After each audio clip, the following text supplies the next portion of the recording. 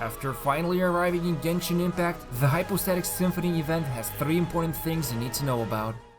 You've probably noticed that every time you enter the challenge room, before you begin the battle, everyone in your team will quickly regenerate their health, and you will even get everyone's burst fully charged. And this works in a very similar way compared to when you start inside at your first chamber of the Spiral Abyss, except there's a huge difference between the two, and that's because while the Spiral Abyss healing and energy doesn't carry over to your current state of the world, here in this special Hypostasis Room, you can immediately exit the challenge and come back to the world fully healed and charged. And this is an amazing thing to have, especially if you're farming some of the more annoying domains and need to do regular trips to the Statue of the Seven. What's even better, there is no limit unlike with the statue, where you can reach the cap of the health you can restore. And let's not forget that this even works if you have party members who fell in battle, so you can make a quick round trip to the event and fully restore everyone in the team. And don't forget, you can directly teleport to the challenge, so you can now enjoy for what is basically an overpowered Statue of the Seventh for the whole duration of the event.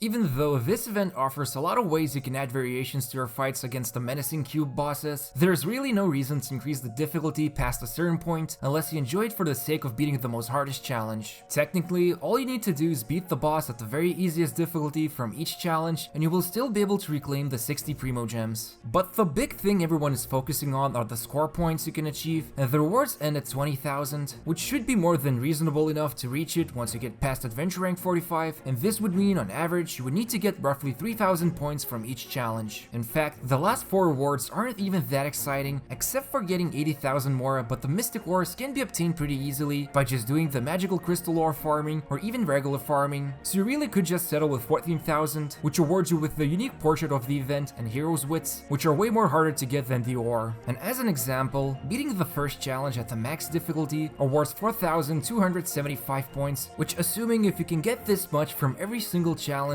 will give you almost 30,000 points that basically ends up as a massive overkill when trying to reclaim the rewards. So you could just focus on obtaining 2,000 points from each challenge and still be able to unlock the unique portrait as well as the most relevant rewards. So make sure to approach this event from a reasonable point of view where stats still matter a lot and a lot of players might not be lucky enough to get good artifacts or weapons. So getting the minimum amount of points to reclaim stuff that really matters the most can be a nice way to not to stress too much about the event. Also, if you would like to get more news about the ongoing events in Genshin Impact, make sure to follow us on Twitter, link in the description.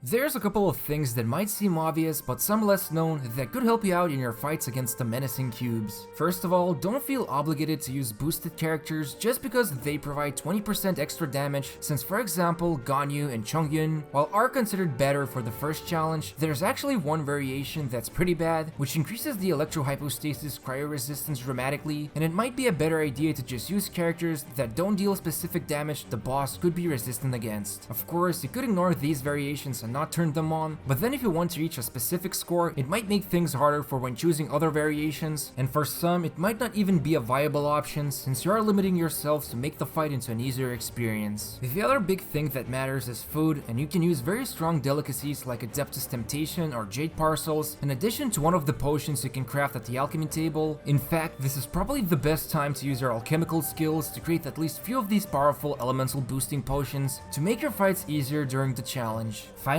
there's no clear disclosure by the event, but you can actually invite other people to help you out in co-op, so if you're struggling to reach a particular high score, you could join one of the Discord communities, and one of them could be the official one of Genshin Impact, so if you're interested in finding help or making new friends online, check out the invite link in the description box below the video. But to quickly summarize, you can capitalize on full energy and health restoration during the event by simply going inside the challenge room and then leaving it without starting the fight, and this is going to be a far superior method than relying on a Statue of the Seven, as well as make everyone's bursts ready to be unleashed. Now when it comes to actually gaining the points, it really depends on how far you're willing to push yourself, and you can basically claim all the most relevant rewards at 14,000 points, which comes out to 2,000 points per challenge, while if you're interested to obtain all the rewards, you will need 20,000 points, which is roughly 3,000 points per challenge. Either way, you can get the Primo Gems for clearing every boss on easiest difficulty with one variation selected. Finally, don't focus too much on the characters who receive the bonus damage, unless the variations of the boss don't conflict with their element, and if you need extra help, invite someone over who's stronger, and don't forget to eat special food and drink potions to turn the challenge into an easier experience. Most important of all, enjoy conquering these special cubes, and let us know in the comments how many points you got from the first challenge.